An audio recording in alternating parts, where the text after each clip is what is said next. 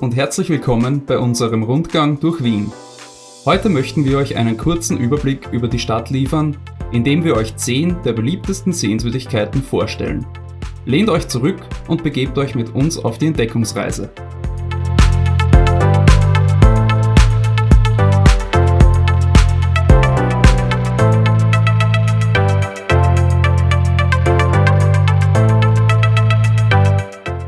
Der Wiener Zentralfriedhof ist mit mehr als 330.000 Grabstellen die größte Friedhofsanlage Europas. Aufgrund seiner zahlreichen Ehrengräber, vielen imposanten Bauwerken und dem weitläufigen Areal ist er eine der spektakulärsten Sehenswürdigkeiten der Stadt. Besonders ins Auge sticht die Friedhofskirche zum heiligen Karl Borromäus, auch Luegerkirche genannt, die man bereits von weitem aus sehen kann und ein beliebtes Fotomotiv darstellt. Wien gilt als Stadt der Musik. Dies wird einem auch am Zentralfriedhof bewusst, da hier viele der bekanntesten Komponisten und Musiker ihre letzte Ruhestätte fanden, wie zum Beispiel Ludwig van Beethoven, Johannes Brahms, Johann Strauss, Franz Schubert und Falco.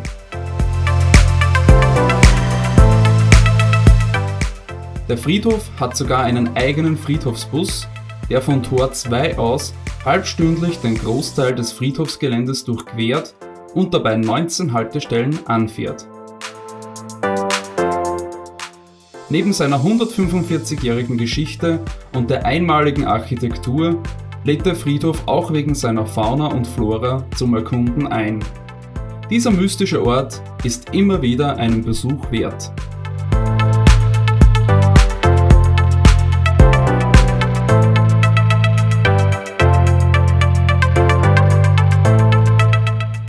Von der S-Bahn-Station Quartier Belvedere kommend, werdet ihr mit dem prachtvollen Anblick des barocken Schlosses, dem sogenannten Oberen Belvedere, und seinem großen Teich begrüßt. In diesem Gebäude wurde am 15. Mai 1955 der österreichische Staatsvertrag unterzeichnet. Heute befinden sich an diesem Ort Galerien, Museen und verschiedene Wechselausstellungen. Auch berühmte Werke von Gustav Klimt gibt es hier zu bestaunen. Nach einem kurzen Fußmarsch oder einer Fahrt mit den bestens vernetzten Öffis wird es Zeit, die wohl berühmteste Straße Wiens zu erkunden.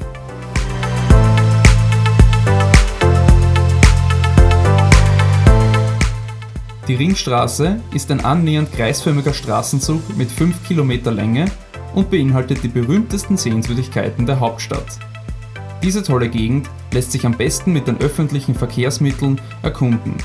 Dabei seht ihr berühmte Bauwerke wie zum Beispiel die Wiener Staatsoper, die Hofburg, den Maria-Theresien-Platz, das Parlament, das Burgtheater, das Wiener Rathaus, die Universität oder die Votivkirche. Wenn ihr so viele Wiener Sehenswürdigkeiten wie möglich sehen und etwas über die Geschichte Wiens lernen wollt, dann ist die Ringstraße der perfekte Ausgangspunkt dafür.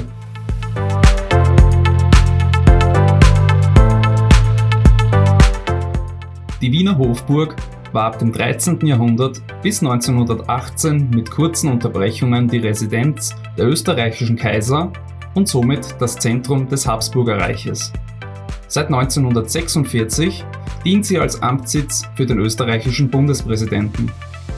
Außerdem beheimatet die Hofburg den größten Teil der österreichischen Nationalbibliothek sowie verschiedene Museen. Mit seinen 24 Hektar ist die Hofburg der größte für nicht religiöse Zwecke erbaute Gebäudekomplex in Europa. Das Areal dient als Arbeits- und Wohnort für ungefähr 5000 Personen und wird jährlich von ca. 20 Millionen Menschen frequentiert. Der zentrale Platz vor der Hofburg ist der sogenannte Heldenplatz, eine weitläufige Anlage, die mit ihren Grünflächen die Wiener als auch Touristen oft zum Entspannen einlädt. Aufgrund von Bauarbeiten am Originalgebäude befindet sich zurzeit das provisorische Parlamentsgebäude am Heldenplatz. Am 15. März 1938 versammelten sich Zehntausende Menschen am Wiener Heldenplatz, um der Rede Adolf Hitlers beizuwohnen, bei der er vom Balkon der neuen Burg zu den Massen sprach und den Anschluss Österreichs an das Deutsche Reich verkündete. Der Balkon dient seither als Mahnmal für das wohl dunkelste Kapitel der österreichischen Geschichte.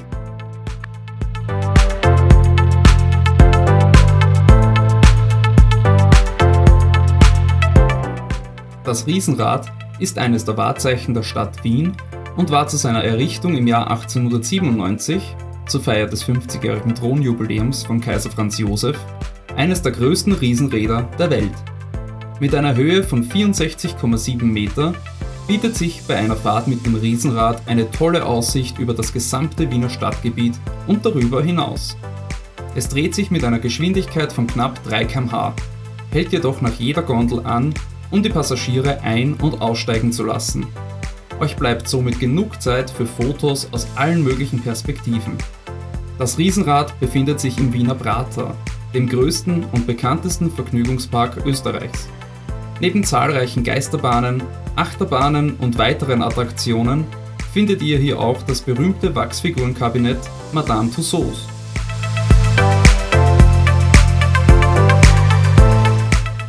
Das Riesenrad ist eines der bekanntesten und meistfotografiertesten Motive der Stadt Wien. Zumindest der Besuch der Örtlichkeit ist quasi Pflicht. Eine Rundfahrt definitiv einer der To-Do-Punkte, die man bei einem Wien-Aufenthalt erledigen sollte.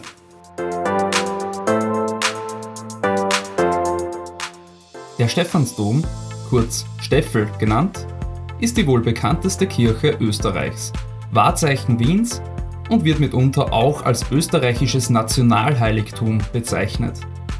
Der Dom ist 107 Meter lang, 34 Meter breit und zählt zu den wichtigsten gotischen Bauwerken in Österreich. Im ehemaligen Kaiserreich durfte keine Kirche höher als der 136,4 Meter hohe Südturm des Stephansdoms sein. Von der U-Bahn-Station Stephansplatz kommt man direkt zum Hauptportal, dem sogenannten Riesentor. Etwas weiter rechts des Portals befindet sich eine Inschrift mit der Bezeichnung O5, das Zeichen der Widerstandsgruppe gegen die Nazis im Zweiten Weltkrieg. Das Innere der Kirche besticht mit seiner gotischen Bauweise und bietet dem Besucher zahlreiche Kunstwerke in Form von Altären, Kanzeln, Buntglasfenstern und auch Grabmälern berühmter Persönlichkeiten.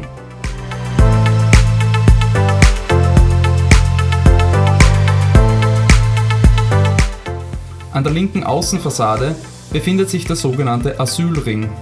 Durch das Berühren dieses Ringes konnten sich Verfolgte unter den Schutz der Kirche stellen. Diese besondere Form des Schutzes wurde von Herzog Leopold den Glorreichen im 12. Jahrhundert eingeführt. Daher wird der Asylring im Volksmund auch Leo genannt. Bis heute eine gängige Schutzbezeichnung bei diversen Spielen.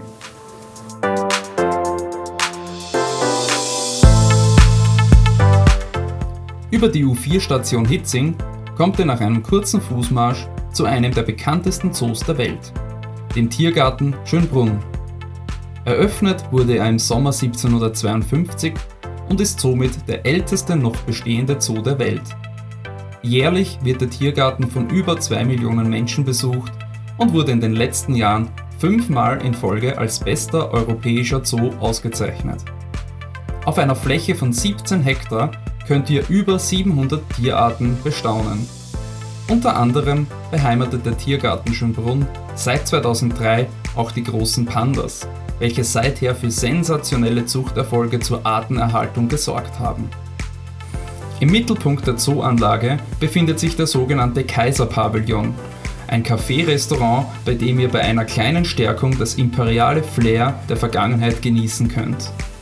Und wenn wir schon in dieser kaiserlichen Gegend flanieren, besuchen wir gleich die am meisten besuchte Sehenswürdigkeit in ganz Österreich.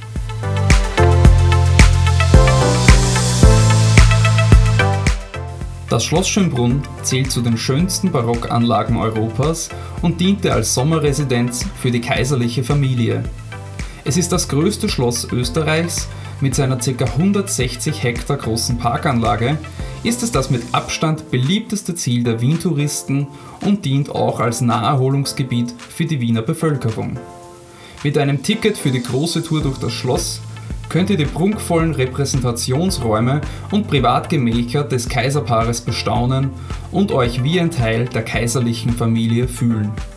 Die Tickets bucht ihr am besten online im Vorhinein, um euch so das Anstehen bei langen Warteschlangen zu ersparen.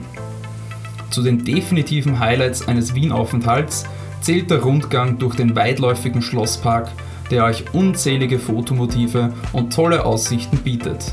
Zum Beispiel der Neptunbrunnen am Fuße des Schönbrunner Hügels. An der Spitze dieses Hügels thront die Gloriette, die bereits im 19. Jahrhundert eine beliebte Aussichtsplattform war und bis heute über Treppen begehbar ist. Ein Ort der spielerischen Entspannung inmitten der barocken Parkanlage ist der Irrgarten und das Labyrinth, der Spaß für Groß und Klein bietet, sofern man sich nicht verläuft. Ein weiteres Highlight des Parks ist das legendäre Palmenhaus.